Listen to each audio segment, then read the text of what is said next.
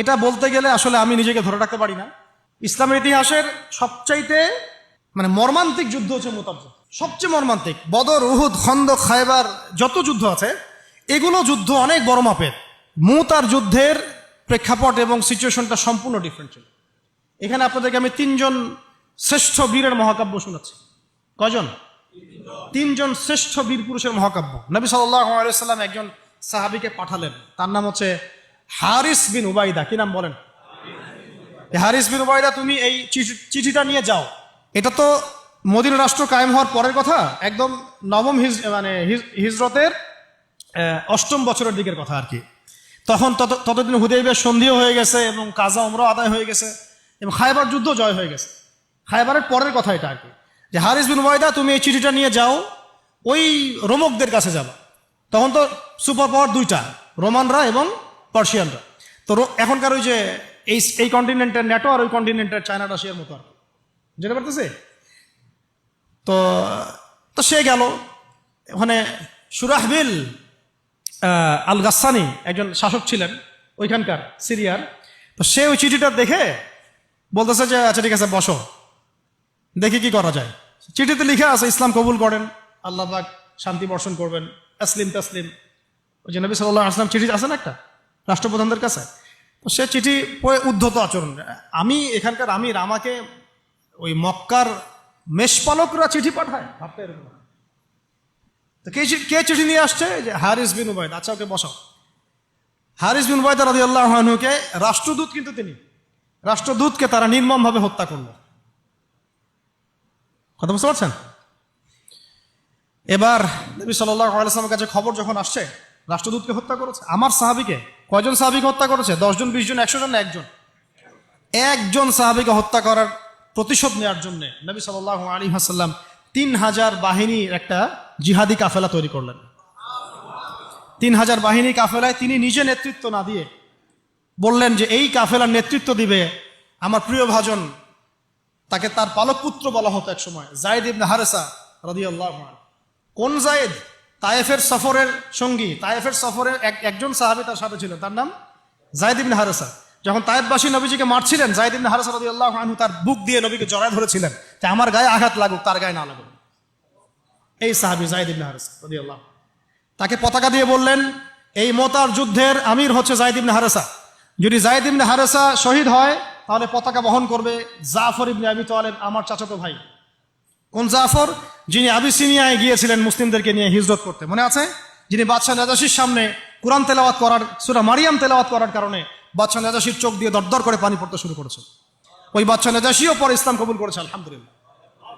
জাফর রাদিয়াল্লাহু আনহু পতাকা বহন করবে যদি যায়েদ ইবনে হারেসা শহীদ হয়। এরপরে যদি জাফরও শহীদ হয়, পতাকা বহন করবে আমার আরেক প্রিয় ভাজন সাহাবী আব্দুল্লাহ বিন রাওয়াহা রাদিয়াল্লাহু আনহু। আব্দুল্লাহ বিন রাওয়াহা রাদিয়াল্লাহু, যাকে যে কোনো মুহূর্তে যদি বলতেন ইসলাম নিয়ে একটা শের বলেন, একটা কবিতা বলেন, ইনস্ট্যান্ট তিনি শের বলে ফেলতে পারতেন। এত সুন্দর, এত উন্নত কাব্য প্রতিভা ছিল তার মধ্যে। এই নষ্ট সংস্কৃতি না, তাদের সংস্কৃতি ছিল একেবারে খাঁটি তাওহীদের সংস্কৃতি।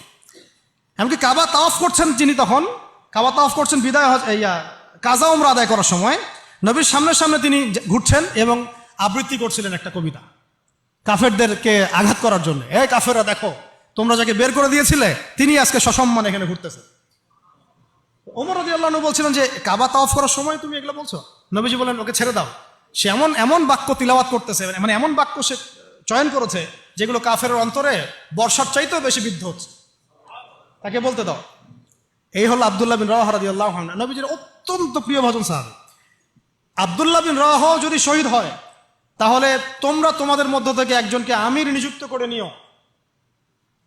সাহাবীরা বুঝে ফেললেন এই সফরে আমরা 3 জনই শহীদ হতে যাচ্ছি, কারণ একটা সফরে কখনো 3 জন আমিরের প্রয়োজন হয় না, হয় না। এবার তারা গেলেন, তারা কখনো আশাও করেন নাই ওখানে যা দেখবেন। ওখানে গিয়ে দেখলেন যে 1 লক্ষ রোমান সৈন্য সামনে এসে দাঁড়িয়েছে। কত লক্ষ? এবং একেবারে ফুল প্রশিক্ষিত, একদম ফুল আর্মড ফোর্স। আর এর সাথে তাদের সাহায্যকারী দলেও আছে আরো 1 লক্ষ সৈন্য। মোট কয় লক্ষ? এদিকে কতজন? যুদ্ধ হওয়া সম্ভব? আসলে কি সম্ভব? সম্ভব না। এই যুদ্ধ কিন্তু সম্ভব না। আমরা তো আগে সংখ্যাগরিষ্ঠ হওয়ার কথা চিন্তা করি। কোন যুদ্ধে ইসলাম সংখ্যাগরিষ্ঠতা দিয়ে জিতে নাই। ইসলাম জিতেছে ইমানের বদৌলতে, শুধু ইমানের বদৌলতে। আমরা সংখ্যা দিয়ে কখনো বিজয় লাভ করতে পারি নাই। এখন এবার সাহাবীরা মাশওয়ারা করতেছেন রাত্রেবেলা, আমরা কি করব? কালকে যুদ্ধ করব, নাকি মদিনায় ফিরে যাব, নাকি রাসূলকে খবর পাঠাবো, নাকি কোনো বিকল্প ফোর্স নিয়ে আসার ব্যবস্থা করব, কি করব? তখন সাহাবী, ওই যে বললাম আব্দুল্লাহ বিন রাওয়াহা রাদিয়াল্লাহু আনহু দাঁড়ালেন। তরুণ সাহাবী, আপনাদেরকে বলতেছে, তরুণ সাহাবী দাঁড়িয়ে বলছেন যে, হে আমার ভাইয়েরা, আমরা এখানে কি জন্য এসেছি? হয় আমরা এই যুদ্ধ করব, শহীদ হব, না হলে আমরা গাজী হব। আর আপনারা যে বিষয়টাকে ভয় করছেন, আসলে কিন্তু আমরা সেটা পাওয়ার জন্যই এসেছি, তার নাম শাহাদা। আপনারা যেটাকে ভয় করছেন যে আমরা এখানে গেলে মারা যাব, ওটার জন্যই তো আমরা এত দূরে এসেছি। আমরা গাজী হই অথবা শহীদই হই, আমাদের জন্য আজর আল্লাহর কাছে লেখা থাকবে। তো তার এই এমন ইমানদীপ্ত ছিল ভাষণটা, আমি তো ওটা বলতে পারলাম না, আরবিতে তিনি বলেছেন। এতে উৎফুল্ল হয়ে বা ইন্সপায়ার্ড হয়ে সাহাবীরা আর দ্বিতীয়বার ভাবলেন না, ঠিক আছে কালকে যুদ্ধ হবে। এবার পরের দিন যুদ্ধ শুরু হল। এটা কি সম্ভব যুদ্ধ? প্রথমে যায়েদ ইবনে হারেসা রাদিয়াল্লাহু আনহু পতাকা নিয়ে ঘোড়া ছুটা আগায় যাচ্ছেন, এবং একটা আঘাতও পিছন থেকে করার সাহস হচ্ছে না তাদের, সব আঘাত তারা সামন থেকে করছেন। এক পর্যায়ে যায়েদ রাদিয়াল্লাহু আনহুর এই গায়ের মধ্যে তারা বর্ষা নিক্ষেপ করে। বর্ষা তো আগেকার বড় বড় বল্লম বর্ষা ছিল, এবং একটা বর্ষা তার গায়ে যখন লাগে তিনি পড়ে যান, এবং এই অবস্থা আস্তে আস্তে তার শাহাদত হয়। পতাকা পড়তে দেন নাই, পতাকা নিয়ে নিয়েছেন জাফর ইবনে আবি তালিব রাদিয়াল্লাহু আনহু হাতে, এবং জাফর রাদিয়াল্লাহু আনহু যুদ্ধ করতে থাকেন, এত বীর বিক্রমে যুদ্ধ করতে থাকেন যে এক পর্যায়ে তিনি তার নিজের কালো এবং লাল ডোরাকাটা ঘোড়া ছিল, সেই ঘোড়ার পা নিজেই কেটে ফেলেন, যে আমার যেন পালিয়ে যাওয়ার মন না উঠে কখনো ঘোড়ার জন্য, তারা যেন আমার ঘোড়া ইউজ করতে না পারে। সাহাবীরা বলছেন তার শাহাদাতের পরে তার বডির মধ্যে আমরা এরকম 50টা থেকে 60টা এরকম আঘাতের দাগ দেখেছি। একটাও দেহের পিছনে ছিল না, সব সামনে ছিল। যুদ্ধ করতে করতে এক পর্যায়ে তার ডান হাতটা কেটে পড়ে যায়। এরপরে তিনি বাম হাতে পতাকা উঠায় নেন, কাফেররা বাম হাতটাও কেটে ফেলে। এরপরে তিনি বুকের সাথে পতাকাটাকে এইভাবে জড়িয়ে রাখেন, বুকের সাথে পতাকাটাকে এইভাবে জড়িয়ে রাখেন, পতাকা পড়তে দেন নাই। একজন রোমান সৈন্য তাকে আঘাত করে এবং তার দেহটা দ্বিখণ্ডিত হয়ে যায়। এই খবর নবী সাল্লাল্লাহু আলাইহি ওয়াসাল্লাম ওই মদিনায় বসে বসেই পাচ্ছিলেন। তিনি বললেন, এই মাত্র যায়েদ শহীদ হলো, এই মাত্র জাফর শহীদ হলো।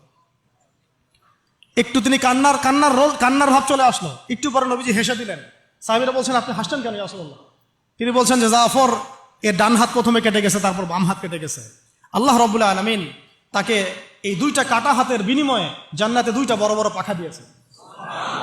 এইটা দিয়ে তিনি জান্নাতে ঘুরে বেড়াচ্ছেন আর ফল খাচ্ছেন।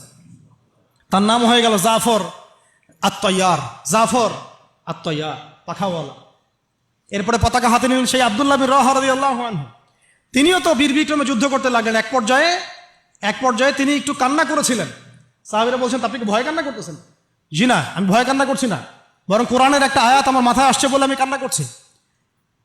সে আয়াতটা ছিল সূরা মারিয়ামের মধ্যে, ওয়াইম মিনকুম ইল্লা ওয়ারিদুহা কানা আলা রাব্বিকা হাতমান মাকদিয়া, একটা আয়াত আছে কোরআনে সূরা মারিয়াম। এটা হচ্ছে আপনার রবের একেবারে একটা চিরনির্ধারিত একটা বিষয়, যে তোমাদের সবাইকে, আবার বলছি, ওয়াইম মিনকুম ইল্লা ওয়ারিদুহা কানা আলা রাব্বিকা হাতমান মাকদিয়া, তোমাদের সবাইকেই আবশ্যিকভাবে, ম্যান্ডেটরিভাবে এই জান্নাত জাহান্নামের উপর অবস্থিত এই পুলসিরাত পার হতেই হবে। এটা তোমার রবের একটা প্রাচীন একটা স্টেটমেন্ট, এটা তোমাকে করতেই হবে, সবাইকে করতে হবে। এই আয়াতটা মনে হয় আমার কান্না আসতেছে। একজন তাকে একটা হাড্ডিওয়ালা গোশত এনে দিয়েছিল, তিনি সেই গোশতটা খাওয়ার জন্য চেষ্টা করছিলেন, তো পরে একটা কামড় দিয়ে ফেলে দিয়েছেন। তারপরে তিনি ছুটলেন যুদ্ধ করার জন্য, এবং ওই সময় একটা কবিতা আবৃত্তি করেছেন, হে আমার মন, তোমার নফস হয়তো চাচ্ছে, তুমি হয়তো চাচ্ছ এখান থেকে পালিয়ে যাওয়ার জন্য, জেনে রাখো সামনে তুমি যা দেখছো এর পিছনেই আছে জান্নাত। শেষমেশ কি জীবন দেখেন, কি ব্যক্তিত্ব, কি ক্যারেক্টার, কেমন গায়রত, কেমন ইজ্জত, কেমন সম্মান, কি জীবন। এরপরে তিনিও শহীদ হলেন, পতাকা হাতে তুলে নিলেন আল্লাহর বীর খালেদ বিন ওয়ালিদ রাদিয়াল্লাহু আনহু, তাকে পতাকা দেওয়া হলো। তিনি কিন্তু নতুন মুসলিম হয়েছেন। উহুদের যুদ্ধের যে ক্রাইসিস, এটা কিন্তু তার হাতে। আর কাজা ওমরা আদায় করতে গিয়ে নবীজি চিঠি লিখে দিয়েছেন, ছোট্ট করে একটা, একজনের দ্বারা লিখিয়েছেন যে খালিদকে চিঠিটা পৌঁছে দিও। ওখানে লেখা আছে, খালিদ তুমি যদি কাফেরদের পক্ষ অবলম্বন না করে মুসলিমদের পক্ষ নিতা কতই না ভালো হবে। ঠিক আছে, এই একটা লেখা, একটা চিঠি খালিদ রাদিয়াল্লাহু আনহু একবারে কলিজাটা কাঁপায় ফেলছে। তিনি মক্কা থেকে মদিনায় গিয়ে নিজে ইসলাম কবুল করে আসছেন, এবং নবী সাল্লাল্লাহু আলাইহি ওয়াসাল্লাম তাকে কিন্তু আন্ডারস্টিমেট করেন নাই। তার হাতে উল্টা তরোয়াল উঠাই দিয়ে বলছেন যে আজকে থেকে এই তরোয়াল তোমার, এবং তোমার নাম হচ্ছে সাইফুল্লাহ, তুমি আল্লাহর তরবারি।